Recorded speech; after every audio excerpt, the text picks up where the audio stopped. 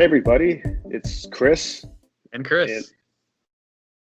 and today's episode we're going to be talking about Grand Admiral Thrawn.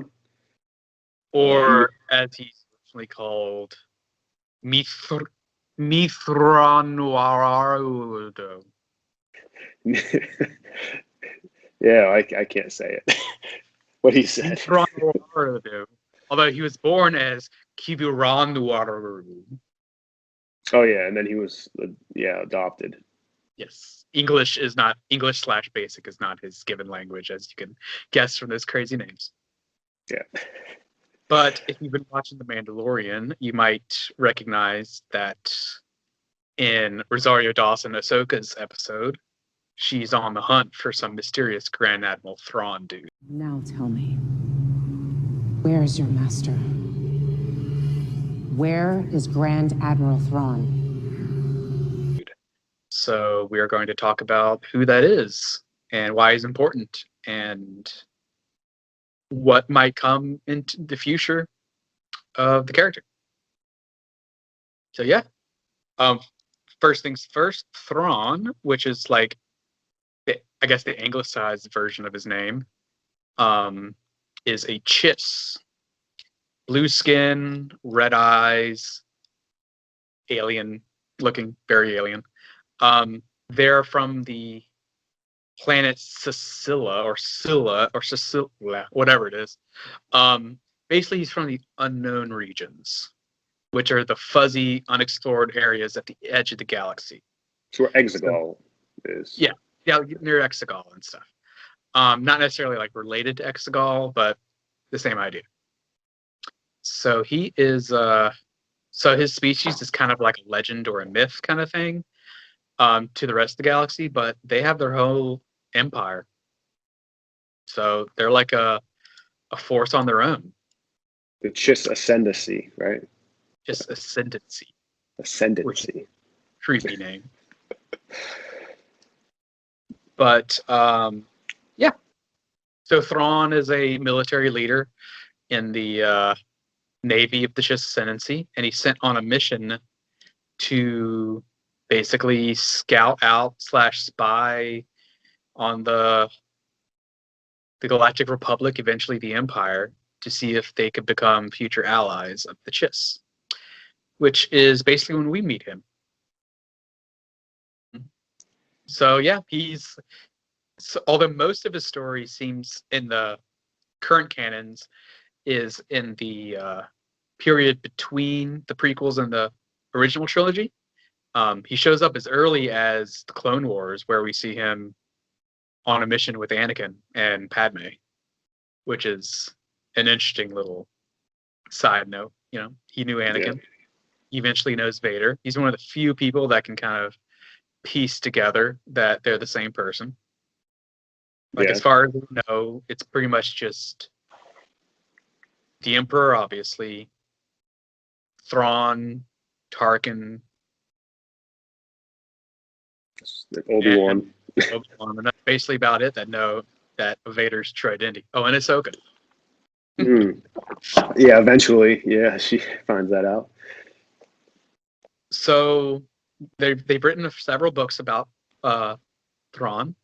All you really need to know from those is that he joins the Empire under the guise of just being a stowaway, like a runaway at first, and then eventually it's revealed that like I'm actually like scouting out for my Chiss buddies, but my job is to like be a good Imperial guy. So you want me? And the Emperor's like, sure.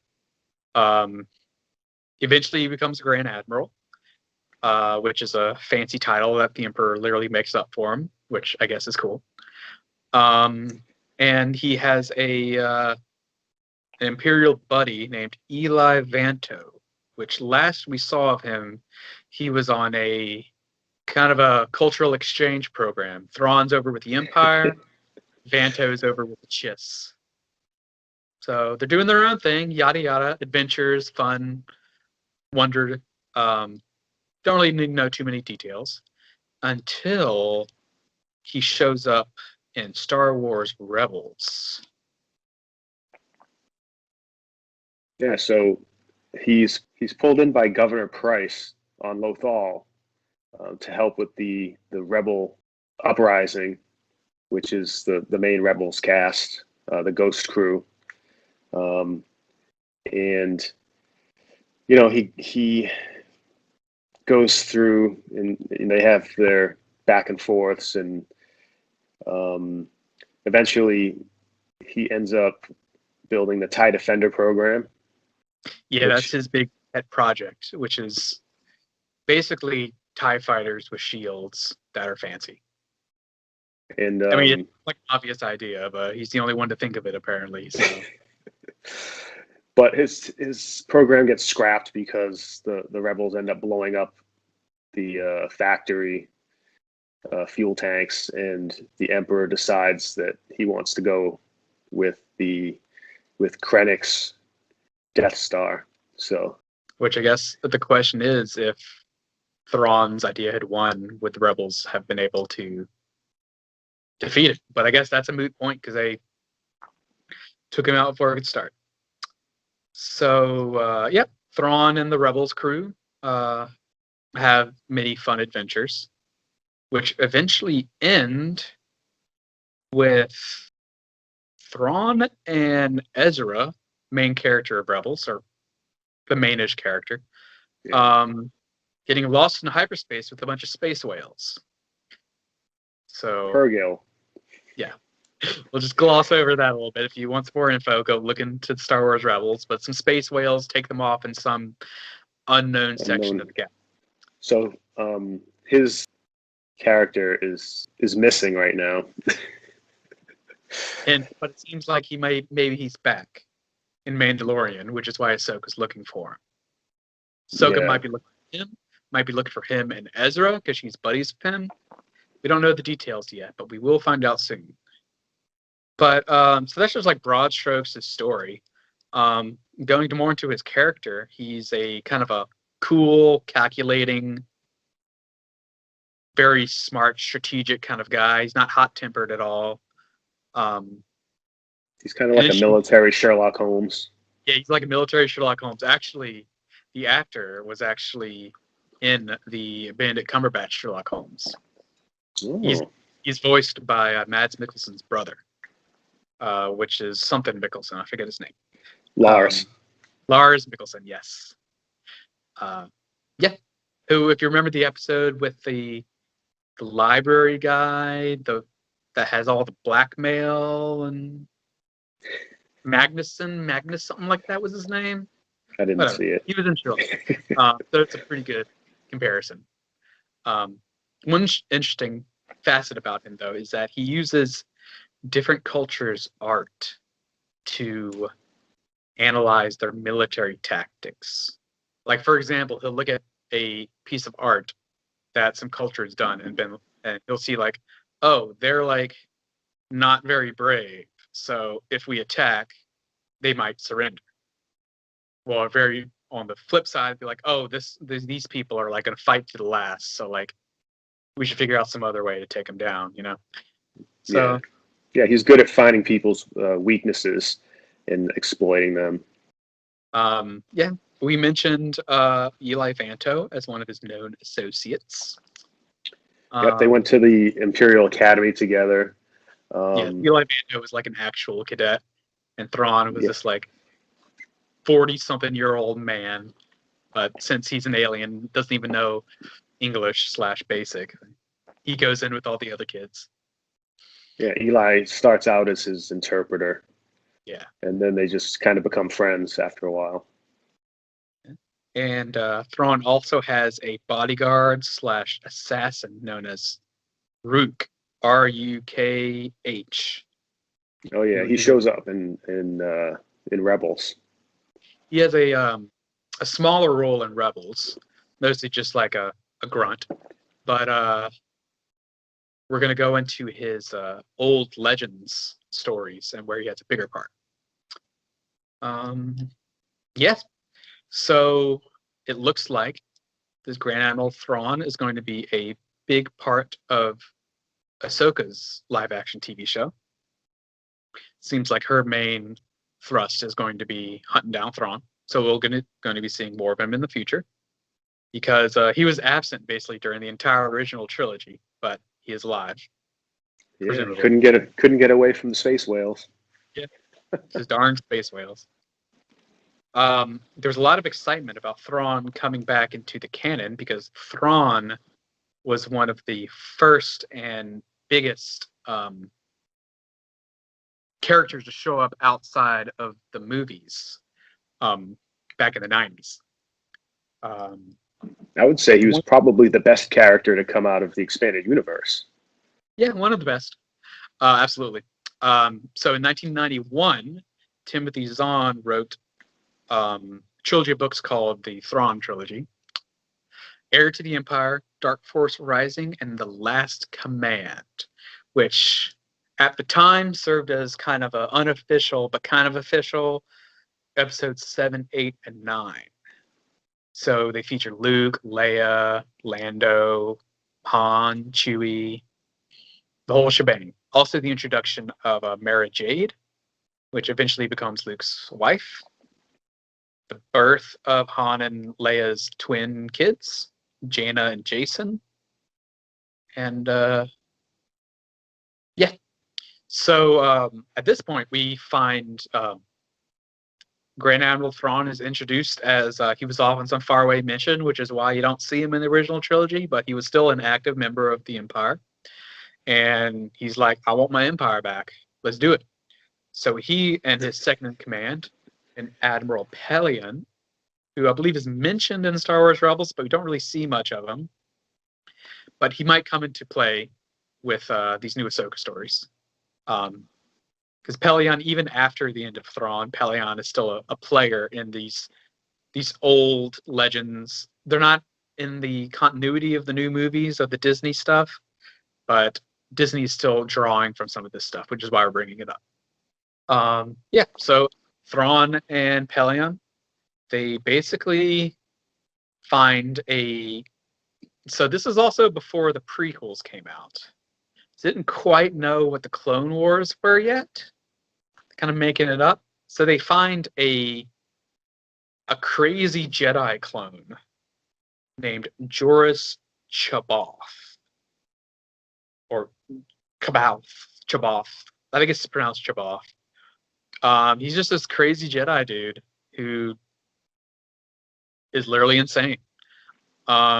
But he has the ability, similar ability that the Emperor has, to basically called battle meditation, which is basically how they explained why the Empire was so powerful, because the Emperor could literally kind of use the Force to kind of hive mind the fleets, so they were more efficient. So this is why Thrawn needs a Jedi Master on his side to get that extra organization, that technology, or even a brilliant strategist like Thrawn just can't do on his own. Yeah. So adventures happen. They fight with Luke, Leia, Han.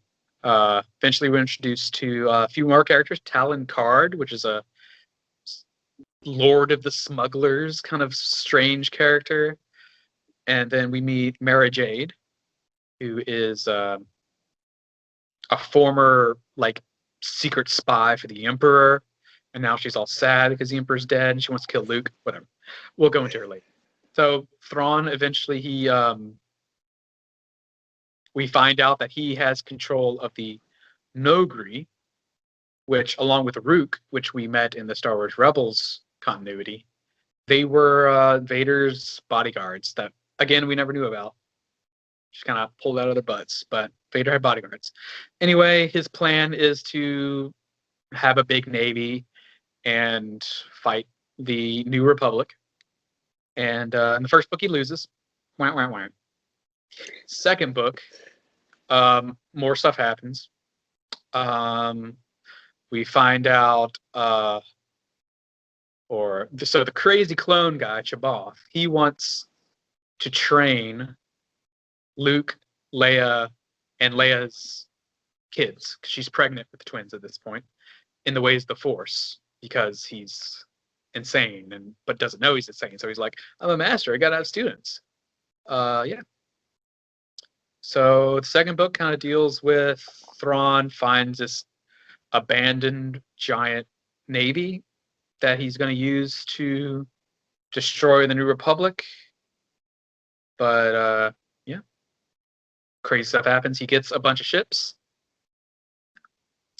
The third book highlights are Jaina and Jason Solo were born, which don't really feature too much in this book because they're little baby kids. But eventually in these continuities, they're important. Yeah, they defeat Chaboth and his crazy clones. There's a weird clone of Luke called Luke with 2 U's, and Luke have a battle. Mara Jade kills Luke. Rook kills Thrawn for betraying his people, the Empire. These books are very complicated. I'm just going through like broad strokes. Yeah, but Thrawn dies here and there, but his legacy was like a lot of the same character traits that he shows in Rebels. The cold, calculating. He's interested in art. One interesting thing that they go into a bit more in these books than in the newer version of Thrawn is that he's shown to be a good leader. Whereas like Vader and a lot of the Imperial generals and things ruled by fear, Thrawn rules a bit more about like trust and respect. Like he respects his crew a lot more. So they have a lot more like love and admiration for him. Which seems to work better for him than the whole like, do my stuff or I'm gonna force choke you. Yeah. Well, it seemed like he was less of a villain and more of just like a practical military leader. Yeah. That like he's for the bad guys, but he's not a bad guy, is kind of how he's presented, you know? Yeah. It's almost like he could have been for the good guys if that happened to suit him. Yeah. Yeah, but so a lot of people are thinking that the Ahsoka show might revisit some of these themes from the old Thrawn trilogy. So don't be surprised if Luke and Leia and Han show up in some way. That'd be cool. Don't be surprised if Mara Jade shows up.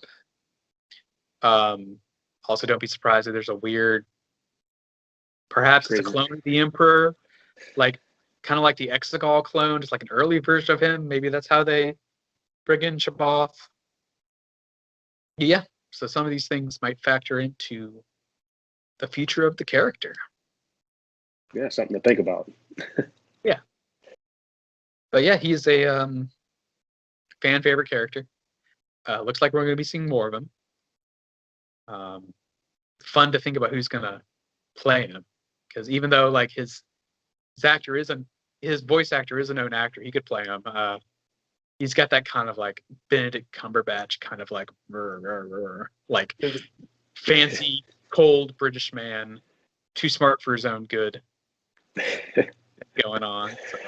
Well, there's a rumor that they're going to cast him as Thrawn. Yeah. I don't know if that's been confirmed as true or not. But, yeah, who knows? If I would say if he wasn't already in Rogue One, Mads Mikkelsen would be great. But yeah.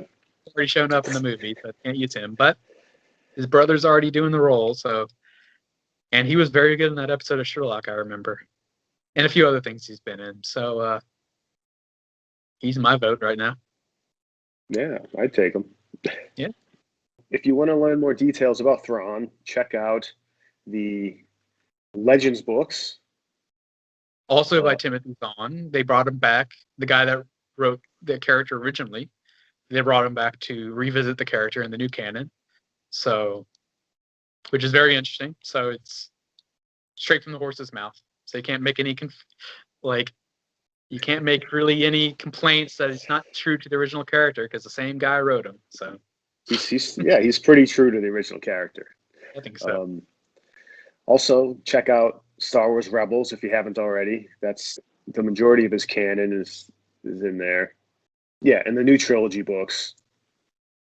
And then another trilogy that's on the way that actually just started with the Thrawn Ascendancy Chaos Rising, then Thrawn Ascendancy Greater Good, and there's going to be a third one I don't think has a name yet. All right, so that's it for Thrawn in this Yeah. episode. So hopefully Know a little bit more about the character, or interested enough to check out some of the TV show or the books yourself. And until then, we will see you next time. may the Force be with you. May the Schwartz be with you.